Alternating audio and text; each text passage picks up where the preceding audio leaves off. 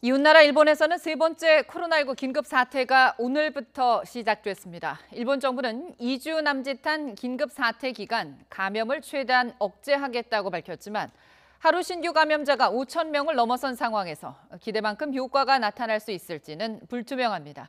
일본 연결해 현재 상황 살펴보겠습니다. 이경아 특파원. 네, 도쿄입니다. 네, 긴급 사태 첫날인데요. 주요 상업시설이 문을 닫고 영업 단축도 시작했는데 현재 분위기는 어떻습니까? 네, 오늘 아침 풍경은 한 주 전과 마찬가지로 거리에 산책이나 운동을 하러 나온 사람들이 적지 않았습니다. 시내 중심가는 인파가 줄기는 했지만 지난해 요맘때 첫 번째 긴급사태 당시와 비교하면 긴장감은 크게 떨어져 보였습니다. 특히 어제 도쿄, 긴자 등 주요 지역은 발 디딜 틈이 없을 정도로 붐볐습니다. 긴급사태가 시작되기 전 외출이나 쇼핑을 하러 나온 사람들이 몰렸기 때문입니다. 도쿄와 오사카, 휴고, 교토 등 긴급사태가 발령된 4곳은 다음 달 11일까지 17일 동안 생활 필수 시설을 제외한 주요 시설이 휴업과 영업 단축 등에 들어갑니다. 백화점과 영화관 등 대형 상업시설, 그리고 술을 제공하는 음식점 등은 문을 닫고 미술관과 박물관, 공원 등도 이 기간 쉽니다. 소규모 상업시설은 저녁 8시까지만 영업하고 스포츠 경기나 대규모 이벤트 등은 무관객으로 열리게 되는데요. 하지만 전통 만담인 라쿠고 협회 등은 정부가 제시한 휴업 요청에 응하지 않기로 했습니다.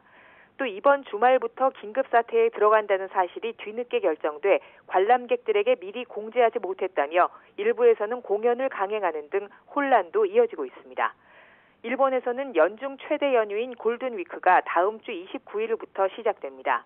이번 연휴 기간 매출을 기대했던 여행과 관광, 요식업 등 관련 업종은 긴급사태 발령으로 큰 타격을 입게 됐습니다. 일본 정부가 사전에 긴급사태 발령에 대해서 제대로 설명을 하지 않았고 휴업에 따른 보상도 충분하지 않다는 불만이 곳곳에서 나오고 있습니다. 네, 이번 긴급 사태는 기간 자체가 지난 1, 2차와 비교해서 상당히 짧은데요. 이 기간에 일본 정부가 기대한 만큼 빨리 감염 억제 효과가 나타날 수 있을까요? 네, 일본에서는 어제 하루 신규 확진자가 5,600명을 넘어서 3개월여 만에 가장 많았습니다. 나흘째 5,000명대 감염자가 나오고 있는데요.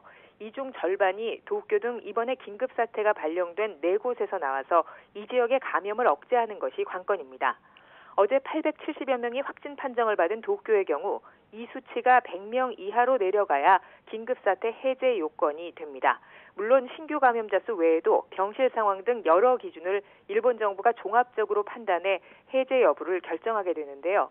하지만 한 달 반 이상 이어졌던 지난 2차례 긴급사태에 비해서 절반 수준인 짧은 기간에 해제가 가능한 수준까지 감염이 줄어들 것인지 회의적인 시각이 많습니다. 특히 도쿄의 경우는 지난달 22일 해제된 뒤 불과 한 달여 만에 다시 긴급사태를 맞게 됐습니다. 외출과 다른 지역 이동을 자제해달라는 요청도 반복되는 긴급사태에 지친 시민들에게는 효과가 제한적일 것이라는 전망도 나오고 있습니다. 의료 전문가들은 최근 일본 내 감염 확산의 주류가 전염력이 강한 변이 바이러스로 급속히 바뀌는 상황을 우려하고 있습니다. 오미시게루 일본 정부 코로나 대책 분과위원장은 이런 상황 등을 볼 때 긴급사태가 연장될 수도 있다고 언급했습니다. 다음 달 11일까지 일본 내 감염 상황이 일본 정부의 기대만큼 개선될 수 있을지는 좀 더 지켜봐야 할 것 같습니다. 지금까지 도쿄에서 YTN 이경아입니다.